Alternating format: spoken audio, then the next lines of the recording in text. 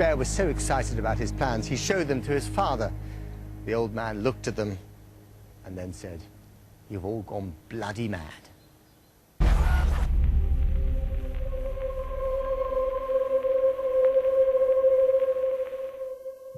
But for the young architect, it was the opportunity of a lifetime.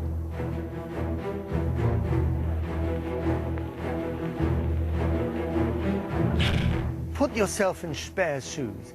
You're given a blank canvas, unlimited funds, a workforce at your disposal, and the chance to remodel Berlin and turn it into one of the grandest cities on the planet. I'd be tempted. And so, of course, was Speer. He wanted to be Schinkel to Hitler's king, and he took Schinkel's neoclassicism to new square-jawed heights. But in the process, he was making a pact with the devil. Berlin was to host the 1936 Olympics. Hitler asked Speer to oversee the building of a vast new stadium to demonstrate to the watching world how to put on a show, Nazi style.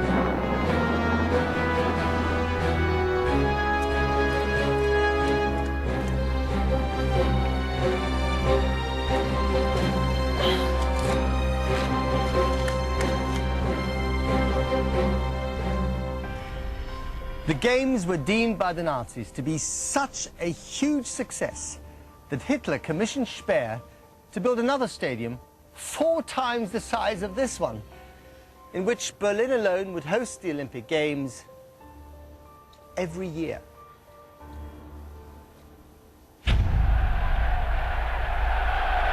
Wir sehen den Grundstein, der Beginn der Arbeit des Umbaus von Groß-Berlin.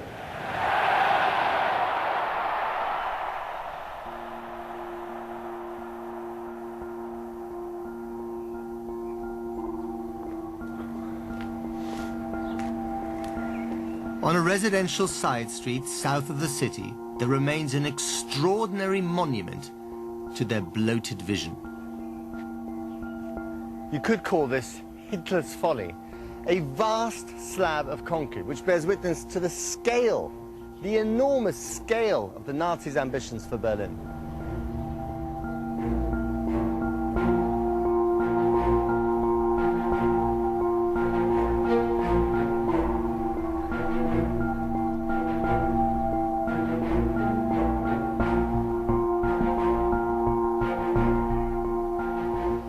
Here in 1941, the sole purpose of this slab was to see whether the marshy soil of Berlin would literally take the weight of Hitler's ambitions for Germania.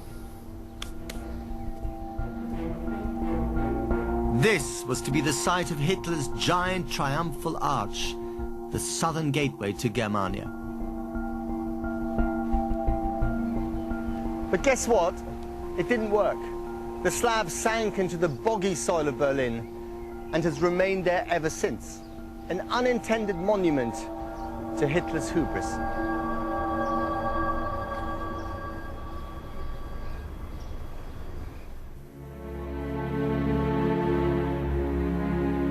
In the end, the Führer's lust for war overtook his dreams for Berlin, and Speer's grandiose plans were put on ice.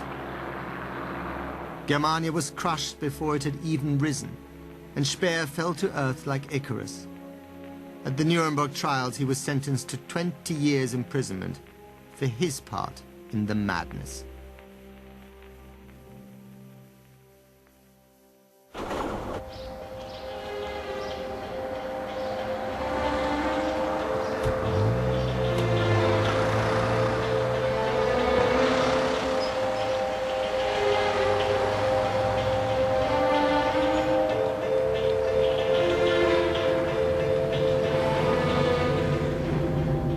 October the 1st, 1966, an aging Albert Speer was finally released from Spandau prison.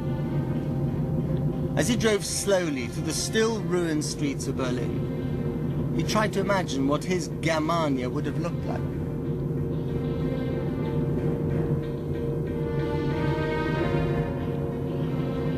After 20 years of perspective, Speer realized his own youthful hubris, but also his complicity.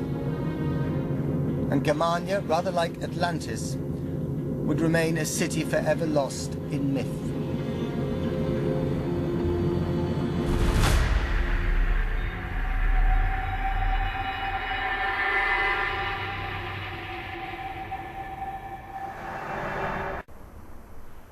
This is Tempelhof Airport. It's been called the mother of all airports.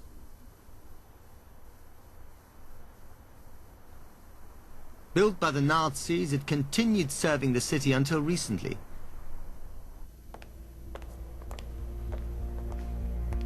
Now it stands empty, its future uncertain.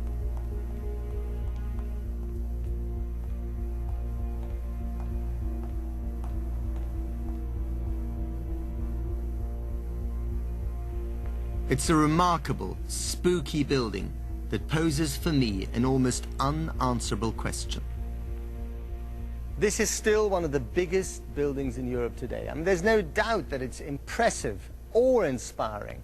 Just look at the dimensions of it. And of course, that's exactly the way the Nazis intended it to be. But here's the question that bothers me. Am I allowed to like a building that was constructed by a regime like the Nazis? Is there such a thing as original sin and morality in architecture?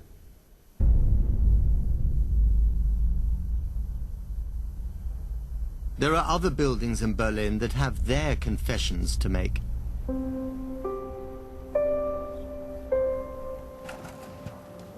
Ich arbeite jetzt schon 18 Jahre in diesem Gebäude.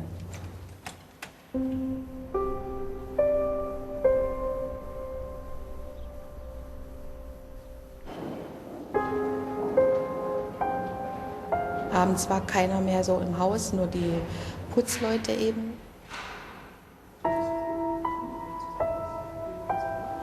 Das war eben wirklich sehr gespenstisch manchmal.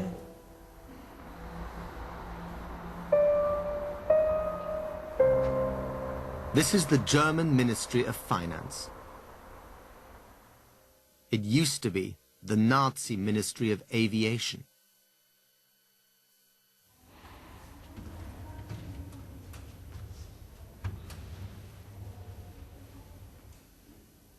Also der Keller hatte teilweise Räume, wo eben so Gucklöcher an den Türen waren, dass man annahm, dass dahinter Verhörungsräume waren, wo eben die Soldaten oder eben Desertierte, die dort unten verhört werden oder wurden.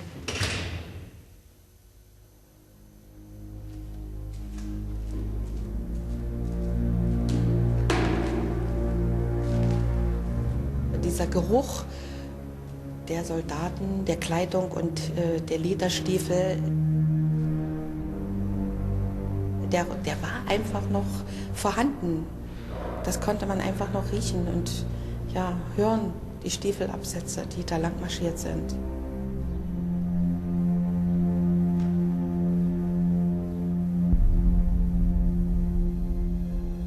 Und das ist das, was damals noch, und das ist ja nun schon viele Jahre her, doch noch ganz schön hängen geblieben ist in den Geist.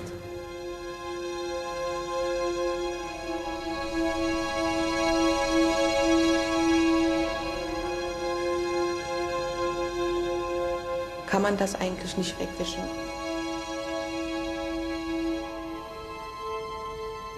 Da kann man noch so viel putzen.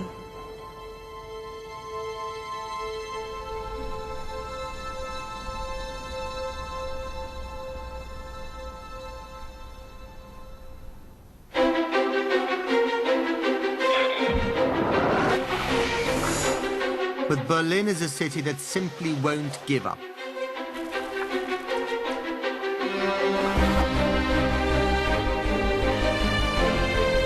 A succession of new old buildings keep appearing.